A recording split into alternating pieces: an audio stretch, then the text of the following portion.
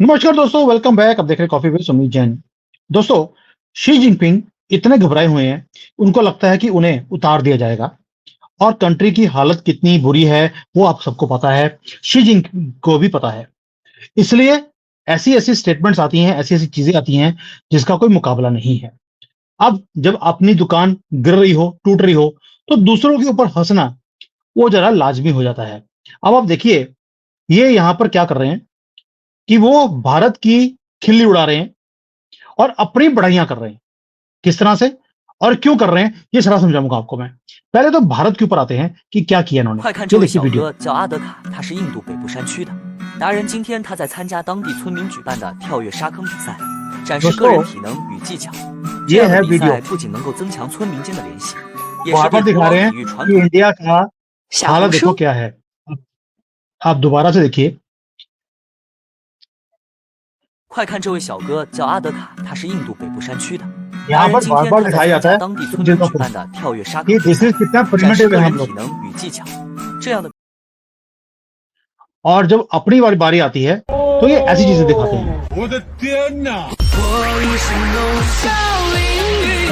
और ये भी ऐसे दिखाते हैं जैसा कि पता नहीं ये ड्रोन का शो है।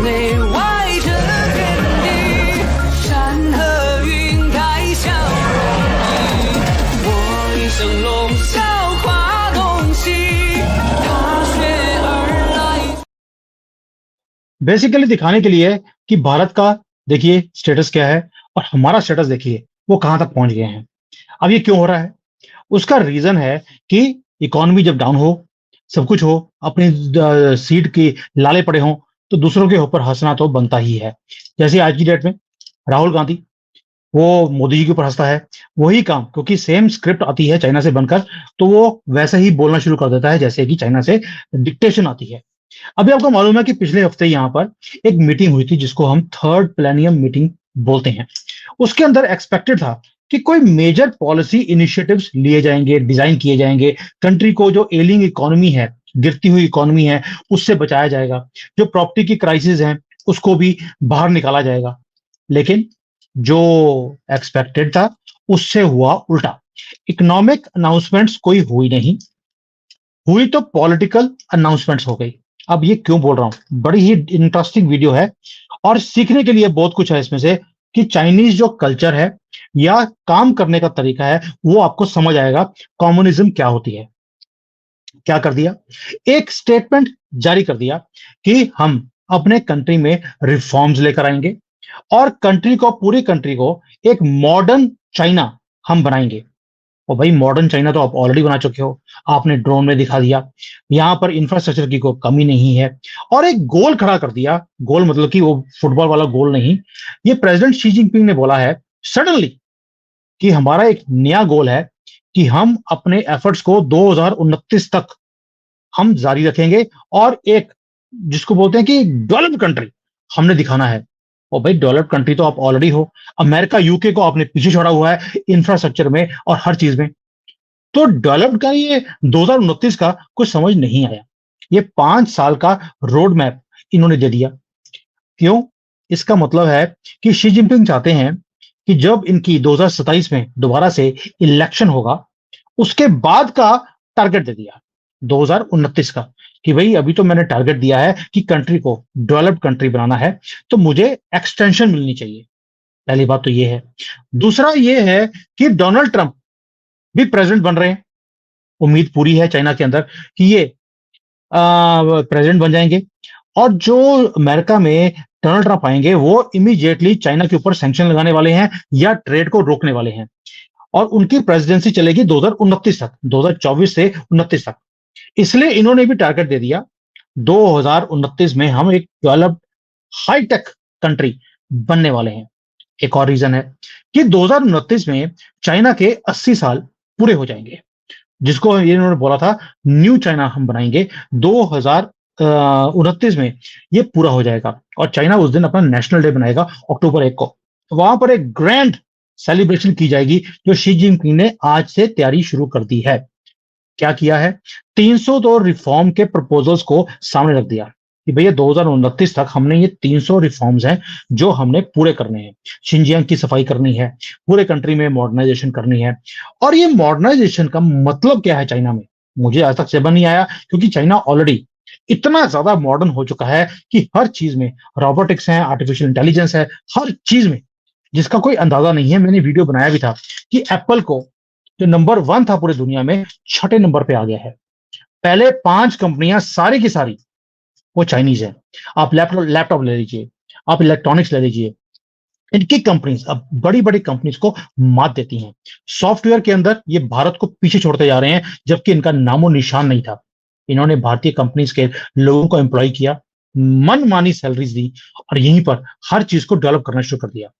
विंडोज है, कुछ भी है, कोई ऑपरेटिंग सिस्टम है, सबको कॉपी कर लिया और उनसे बेटर बना दिया और फ्री में देते हैं। इसलिए शी जिनपिंग ने क्या बोला कि 2027 29 तक हम एक डेवलप्ड कंट्री बनाएंगे, और जो कंप्लीशन है रिफॉर्म्स का, ये हम पूरा कर लेंगे। और भाई रिफॉर्म्स तो आपने पहले भी पूरे किए हुए थे। तो ये जो सारा कुछ इन्होंने किया है, ये इसलिए है ताकि शी जिनपिंग बोलेंगे, देखिए मैंने आपको 2024 में बोला था कि मैं डेवलप्ड चाइना बनाऊंगा, देखिए डेवलप्ड चाइना मैंने बना दिया। यानी कि अपना कॉलर ऊंचा करने के लिए आज ही अनाउंस कर दिया कि हम 2029 तक डेवलप्ड कंट्री बनाएंगे। ये वही वाला हाल हो गया कि पुल बनाया मोदी जी ने और फीता काट दिया किसने, राहुल ने। वो वाला काम दोबारा से हो रहा है। कंट्री ऑलरेडी डेवलप्ड हो चुकी है और इन्होंने अनाउंस कर दिया कि 2029 तक हम डेवलप्ड कंट्री बनाएंगे, ताकि वहां पर ये लोगों को बोल सकें मैं जो बोला सीगा वो पूरा कर लिया, और कुछ भी नहीं है। यानी कि अब आप देखिए, एक और चीज है जो समझने वाली है कि जो पिछले 5 साल है उसके अंदर बड़ी बड़ी मीटिंग्स हुई, लेकिन अगले पिछले 5 सालों में जो सिचुएशन है पूरी की पूरी चेंज हो चुकी है। इस वक्त जो रियल एस्टेट है डाउन है, चाइना की इकोनॉमी को वो सपोर्ट नहीं कर रहा, बैंकिंग में बुरा हाल है। और इसलिए जो कोविड-19 था उसके बाद ऐसी ऐसी रिस्ट्रिक्शंस चाइना के ऊपर लग गई हैं कि लोग मेड इन चाइना खरीदना ही नहीं चाहते। और इसलिए जो ये मीटिंग हुई, हैरानी की बात क्या थी कि जब शी जिनपिंग का स्टेटस बहुत ही ऊंचा था 5 साल पहले, जब कोई कम्युनिकेशन रिलीज होता है गवर्नमेंट से, उसमें शी जिनपिंग का नाम 10 बार 15 बार लिखा जाता है। और इनकी जो पॉलिसीज हैं, जो इन्हें सोशलिज्म की पॉलिसी और न्यू एरा की बात करते हैं शी जिनपिंग, उसको 10 बार 20 बार मेंशन किया जाता है। लेकिन इस बार उनका नाम 2 या 3 बार आया, और सिर्फ एक बार सोशलिज्म को मेंशन किया गया, जो इनका ड्रीम प्रोजेक्ट है। यानी कि अमीरों से प्रॉपर्टी कह दिया, पैसे खींचकर वो गरीबों में बांटना है। सोशलिज्म का मतलब यही होता है। वही स्क्रिप्ट जो शी जिनपिंग ने बनाई थी, वही राहुल गांधी भी भारत में बोलता है कि मैं हिंदुओं से सब कुछ छीनकर मुसलमानों को दे दूंगा। शी जिनपिंग बेवकूफ नहीं है कि वो चाइनीज से खींचकर वो मुसलमानों को दे देंगे। वो तो उनकी किडनियां निकालने वाले आदमी हैं, इसलिए मैं इनको पसंद भी करता हूं। अब आते हैं शी जिनपिंग के ऊपर कि जो इनकी आइडियोलॉजी है उसे मेंशन नहीं किया गया, इनके नाम को भी मेंशन नहीं किया गया। और चाइना में name is very very important. That means कहीं ना कहीं पार्टी के अंदर उनका स्टेटस कम होता दिखाई देता है। उनकी जो अथॉरिटी पीक के ऊपर थी वो कम होती दिखाई देती है। तभी उनका नाम बहुत कम बार इनकी जो पॉलिसीज हैं उसमें मेंशन किया गया। जैसे ही शी जिनपिंग ने देखा कि यार मेरी तो पॉपुलैरिटी कम हो रही है, इस्तीफा दे दिया 2029 का। अब मोदी जी ने भी बोला है कि 2047 तक मैं डेवलप्ड भारत बनाऊंगा। जो कुछ 4 जून के बाद हो रहा है, मैं आपसे सिंपल क्वेश्चन पूछता हूं, क्या आपको लगता है कि भारत एक डेवलप्ड कंट्री बन सकता है? जो हालात हैं, जो पप्पू वहां पे काम कर रहा है, मुसलमान जैसे वहां पे तांडव डांस कर रहे हैं 4 जून के इलेक्शन के रिजल्ट के बाद, क्या ये पॉसिबल है? वही काम शी जिनपिंग यहां पे कर रहे हैं कि भैया 29 तक मैं डेवलप्ड चाइना बना दूंगा, और जो भी रिफॉर्म्स के गोल्स हैं वो मैं पूरे कर दूंगा 2029 तक। इतनी श्रूड एक पॉलिटिक्स चली है, एक टैक्टिक चली है चाइना ने। यही कम्युनिज्म का सिस्टम है कि जब आप प्रॉब्लम में खड़े होते हैं, आप एक उससे बड़ी प्रॉब्लम खड़ी कर देते हैं। भारत तरक्की कर रहा था, यहाँ पे पप्पू को सपोर्ट कर कर हमारे मीडिया वालों को खरीद लिया गया। और जजेस तो आपको पता ही है, वो तो बिकने के लिए तैयार रहते ही हैं भारत में, सबको खरीद कर। अभी नैरेटिव एक ही है, पप्पू कितना जबरदस्त काम कर रहा है, मोदी जी की सिट्टी बिट्टी गुल है, उन्हें समझ नहीं आ रहा। आपको मीडिया में सारा कुछ यही कुछ सुनाई देता है। ऐसा क्या चक्कर है कि 4 जून से पहले तो सब कुछ ठीक था भारत में, और 4 जून के बाद सब कुछ गलत गलत हो गया, कुछ भी ठीक नहीं चल रहा। यानी कि कहीं न कहीं मुँह में पैसे डाले गए हैं, और ये चाइनीज़ जबरदस्त काम करते हैं इन चीज़ों में। इसीलिए ये बोस्ट भी करते हैं अपने कंट्री के लिए, और भारत की खिल्ली उड़ाते हैं। मैं यहाँ रहता हूँ, मुझे मालूम है कि कैसी हमारे लिए बातें बोली जाती हैं और सहन करनी पड़ती हैं। क्यों? क्योंकि हमारे कंट्री में इतने ज़्यादा फॉल्ट लाइन्स हैं जिन्हें यूज़ करती हैं वेस्टर्न फोर्सेस भी और चाइना भी। और इसलिए जब हम बात करते हैं विकसित भारत की, वो कहते हैं यार तुम्हारा जो अंडरवियर तुम डालते हो ना, उसका इलास्टिक भी चाइना से बन के आता है। तुम क्या हमारा मुकाबला करोगे? ये इनके ओपनली वर्ड्स होते हैं। तो अब शी जिनपिंग, क्या इन्हें हटा दिया जाएगा? क्वेश्चन ये है, क्या उन्हें हटा दिया जाएगा? पहली बात है कि शी जिनपिंग को लगता है कि उनकी अथॉरिटी कम हो गई है, और उसके बाद जब डोनाल्ड ट्रंप आ जाएंगे प्रेसिडेंट बनकर, उसके बाद चाइना की इकोनॉमी कैसे सस्टेन करेगी अपने आप को, इसी की चिंता है आज की डेट में। इसलिए कोई भी पैकेज अभी नहीं दिया जा रहा। नवंबर के बाद देखा जाएगा कि क्या करना है। लेकिन शी जिनपिंग जो अंदर की टीम है, उनसे जो मुझे पता लगा है वो ये है कि ये भी सेल्फ रिलायंस यानी कि आत्मनिर्भर चाइना की तरफ अपने आप को इंप्रूव करने में लिए ये काम कर रहे हैं। विकसित चाइना की बातें शुरू कर दी, और अपने आप को ट्रंप की प्रेसिडेंसी में वर्स्ट केस सिनेरियो में अपने आप को खड़ा करके इन्होंने देखा कि हमें अब आगे क्या करना पड़ेगा। तो इन्होंने बोलना शुरू कर दिया कि अपने लोगों को, आपको मेड इन चाइना ही खरीदना है, बाहर की कंपनियों का माल खरीदने की जरूरत नहीं है। और प्रेसिडेंट ने बोल दिया तो यहाँ के लोगों ने इंप्लीमेंट भी करना शुरू कर दिया। अमेरिकन प्रोडक्ट्स यहाँ पर बिकने बंद हो गए हैं। और इन्हें मालूम है कि जब ट्रंप आया, उन्होंने तो एक हार्ड लाइन खड़ी करनी है चाइना के खिलाफ। इसीलिए ये अपने आप को प्रिपेयर करते जा रहे हैं। डबल मार है अपने आप को प्रिपेयर करने का और डर दिखाकर। जैसे राहुल गांधी ने डर दिखाया था, अब की बार अगर मोदी जी आए तो संविधान चेंज हो जाएगा, वही काम इन्होंने किया है कि अगर ट्रंप आ गया तो हमारी कंट्री बर्बाद हो जाएगी। मेरे पास फॉर्मूला है, मैं सब कुछ ठीक कर दूंगा। अपने आप को हम आत्मनिर्भर चाइना बनाएंगे, रिफॉर्म्स करेंगे, विकसित बनाएंगे, तभी हम अमेरिका को पीछे छोड़ सकते हैं। नंबर 1 इकोनॉमी हम बन सकते हैं। जो इंडस्ट्रियल एरियाज हैं उन्हें जल्दी से डेवलप किया जा रहा है, सप्लाई चेन्स को दोबारा से रिस्टोर किया जा रहा है, और अपने आप को सेल्फ सपोर्ट का एक सिस्टम इन्होंने बनाना शुरू कर दिया शी जिनपिंग ने। यानी कि रोड मैप तो बना दिया। अब ये पॉलिटिकल है या इकोनॉमिक है, ये वक्त बताएगा। मेरे हिसाब से दोनों है। Politically, he wants to become as strong as Mao. Economically, he wants कि वो जो पूरे दुनिया में दबदबा होना चाहिए चाइनीज कंपनीज का, चाइनीज ब्रांड्स का, और चाइनीज टेक्नोलॉजी का। इसीलिए इन्होंने क्या किया है, जो इंडस्ट्रीज है उसमें इन्होंने बड़े स्पेसिफिकली बोला है कि हमें इंटीग्रेटेड सर्किट्स के ऊपर कॉन्सेंट्रेट करना है। इंडस्ट्रियल जो मशीन टूल्स होते हैं, मेडिकल इक्विपमेंट है, इंस्ट्रूमेंट्स हैं, सॉफ्टवेयर इंडस्ट्री है, एडवांस मटेरियल्स हैं, जिसको हम ये टेक्नोलॉजीज हैं, इनके ऊपर काम करना है। बड़ा स्पेसिफिक कि ये चीजें हैं जिसके ऊपर अब हमारी दबदबा होना चाहिए पूरे दुनिया में, तभी हम अमेरिका को पीछे छोड़ सकते हैं। ट्रंप की तो ऐसी तैसी हम फेर देंगे अगर हम इन सारी चीजों में आगे निकल गए। अमेरिका भी सेमीकंडक्टर के ऊपर इनकी रोक लगा रहा है। दोस्तों, इन्होंने सेमीकंडक्टर सारी दुनिया को पिछाड़ कर ऐसा निकाल दिया है, एप्पल को इनकी फैक्ट्रीज में जाकर देखना पड़ा, वो तुसी कर की रहे हो, हमें भी पीछे छोड़ दिया। हम सोचते थे कि आपको टेक्नोलॉजी नहीं देनी, इन्होंने बीट कर दिया हमको। इसीलिए अब चाइना के अंदर एक आवाज उठ रही है कि this is the best time, जब हमने दुनिया को बीट करना शुरू कर दिया, कि ताइवान को अपने साथ मिक्स कर लिया जाए। और शी जिनपिंग की बड़ी ही देर से ये ख्वाहिश है, जैसे मोदी जी की है कि पीओके को हमने लेकर छोड़ना है, वैसे इनकी भी है कि ताइवान को लेकर छोड़ना है। और चाइना अपने आप को प्रिपेयर कर रहा है कि किसी तरीके से 27-28 जब 2027 में या 28 में जब इनकी दोबारा से इलेक्शंस होंगे, उससे पहले पहले ताइवान को हड़प लिया जाए, ताकि शी जिनपिंग को कोई उतार ही ना सके। और उतारने की तो बात क्या है, वो रिटायर भी नहीं होंगे। अब 27 के बाद आएगी अगली इलेक्शन 2032 में। क्या 32 में वो छोड़ देंगे कुर्सी? मुझे नहीं लगता। ना माओ था एक जिसने अपनी कुर्सी छोड़ दी थी जब उसने रिफॉर्म्स किए।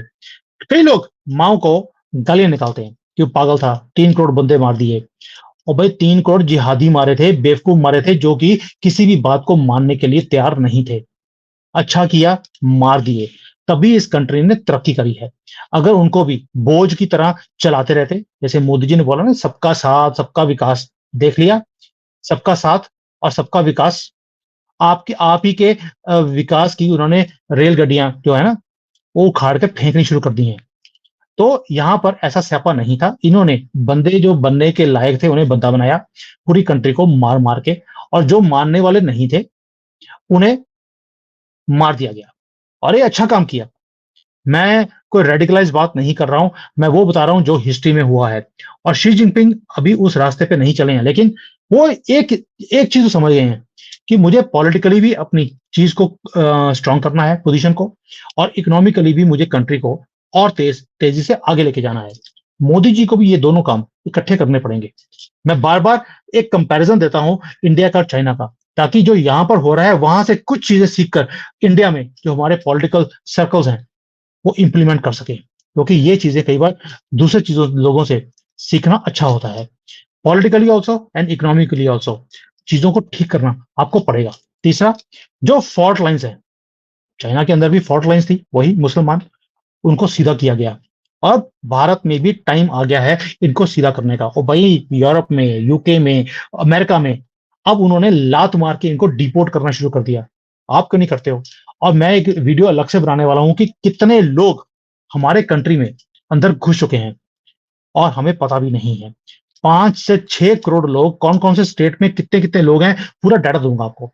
चाइना के अंदर एक भी आदमी, आप सोच के देखिए, 3 गुना बड़ा बॉर्डर है, कहीं भी फेंसिंग नहीं है, तो भी एक भी आदमी चाइना के अंदर घुस नहीं पाता है। हमारे तो आसपास सिर्फ 3-4 कंट्रीज हैं, हम किसी को रोक ही नहीं पाते।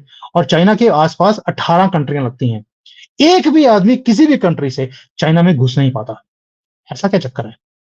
कुछ तो बात होगी। मैं पूरी डिटेल में वीडियो बनाऊंगा आपके लिए कि जब तक आप अपने कंट्री को महफूज नहीं करेंगे, सिक्योर नहीं करेंगे, आपका कंट्री रहेगा ही नहीं। क्योंकि ये जिहादी, ये आकर कॉकरोचों की तरह मल्टीप्लाई हो रहे हैं और हमारी हर चीज को टेक ओवर करते जा रहे हैं। और जो हमारे जजेस हैं, वो तो अब देख ही लिया आपको कि जब उन्होंने गवर्नमेंट की जगह को टेक ओवर किया, तो सुप्रीम कोर्ट के बिके हुए जजेस ने क्या बोला कि इनको आप कोई और जगह देकर इन्हें रिहेबिलिटाइज कीजिए और इन्हें जॉब्स भी दिलाइए, क्योंकि ये भी इंसान है। क्योंकि मुसलमान इनको इंसान दिखते हैं भारत में, हिंदू नहीं। तो दोस्तों, ये जो कुछ चीजें हैं जो चाइना ब्यूटीफुली इंप्लीमेंट कर रहा है, 29 का रोड मैप दे दिया, इकोनॉमिकली अपने आप को स्ट्रांग करने के लिए आत्मनिर्भर चाइना की बातें शुरू हो गई हैं। और मुझे लगता है कि जो ये सारा कुछ किया जा रहा है, पॉलिटिकली, इकोनॉमिकली, मिलिटरीली, ये सारे काम अपने इंप्लीमेंट कर लेंगे। बिकॉज मैं चाइनीज की जो ये कम्युनिस्ट पार्टी है, मैं उसे बहुत अच्छी तरह से समझ रहा हूँ कि भाई ये काम करते कैसे हैं। जो एक बार इन्होंने अंगद का पैर रख दिया तो रख दिया, पीछे नहीं मुड़ते हैं। अब इन्होंने सोच लिया कि हमने नंबर 1 इकोनॉमी बनना है, और कैसे बनना है वो भी इन्होंने तय कर लिया। सोच लिया तो एक करके दिखाएंगे। और मैं इसके ऊपर पूरी नजर रखूंगा और आपके साथ शेयर भी करता रहूंगा कौन कौन सी ऐसी चीजें हैं जो ये कर रहे हैं, जिसे हमें भी सीखने की जरूरत है, और हम अपनी कंपनीज को भी, अपने ब्रांड्स को भी ग्लोबल कर सकते हैं। मोदी जी ने बोला था वोकल फॉर लोकल, कितने हमने वोकल फॉर लोकल किया? कुछ भी नहीं, नारा आया, खत्म हो गया। क्योंकि हमने कोई काम किया ही नहीं। हमने क्या किया? चाइना में आए, सस्ता माल खरीदा और भारत में जाके बेचना शुरू कर दिया, दैट्स इट। इसके अलावा हमने कोई काम ही नहीं किया। तो दोस्तों, कुछ जिम्मेवारी गवर्नमेंट की है, कुछ हमारी भी है। देखते हैं सबसे पहले कौन काम करेगा, गवर्नमेंट या हम। जय हिंद, वंदे मातरम, जय श्री राम।